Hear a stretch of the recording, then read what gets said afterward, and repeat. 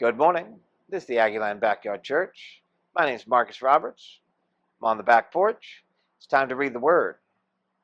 Today is Jeremiah chapter 26. Early in the reign of Joachim, son of Josiah, king of Judah, this word came from the Lord. This is what the Lord says. Stand in the courtyard of the Lord's house and speak to all the people of the towns of Judah who come to worship in the house of the Lord. Tell them everything I command you, and do not omit a word. Perhaps they will listen. Each will turn from their evil ways. Then I will relent and not inflict on them the disaster I was planning, because of the evil they have done. Say to them, this is what the Lord says.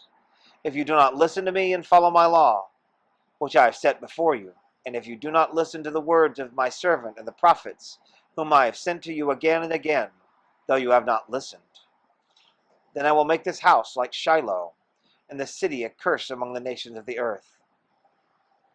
The priests and prophets and all the people heard Jeremiah speak these words in the house of the Lord. But as soon as Jeremiah finished telling all the people everything the Lord had commanded him to say, the priests, the prophets, and all the people seized him and said, "You must die. Why do you prophesy in the Lord's name that this house will be like Shiloh, and this city will be desolate and deserted?" And all the people crowded around Jeremiah in the house of the Lord. When the officials of Judah heard about these things, they went up from the royal palace to the house of the Lord and took their places at the entrance of the new gate of the Lord's house. Then the priests and the prophets said to the officials and all the people, "This man should be sentenced to death, because he has prophesied against this city. You have heard it with your own ears." Then Jeremiah said to all the officials and all the people, "The Lord sent me to prophesy against this house and the city all the things you have heard. Now reform your ways and your actions and obey the Lord your God. Then the Lord will relent and not bring the disaster he has pronounced against you. As for me, I am in your hands. Do with me whatever you think is good and right.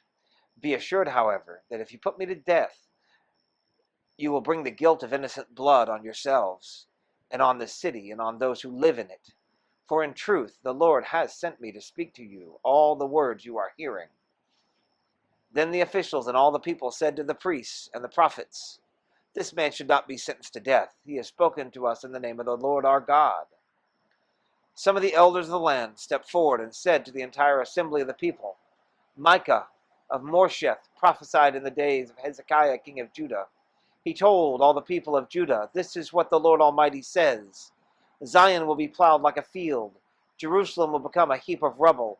The temple hill a mound overgrown with thickets.' Did Hezekiah king of Judah or anyone else in Judah put him to death?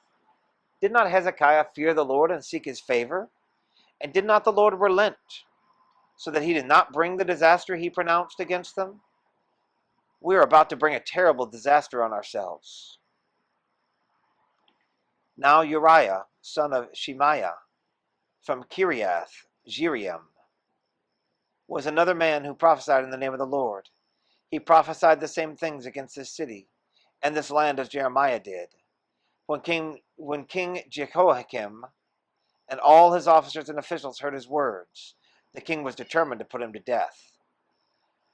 But Uriah heard of it and fled in fear to Egypt. King Jehoiakim, however, sent Elnathan, son of Abkor, to Egypt, along with some other men. They brought Uriah out of Egypt and took him to King Jehoiakim, who had him struck down with a sword, and his body thrown into the burial place of the common people.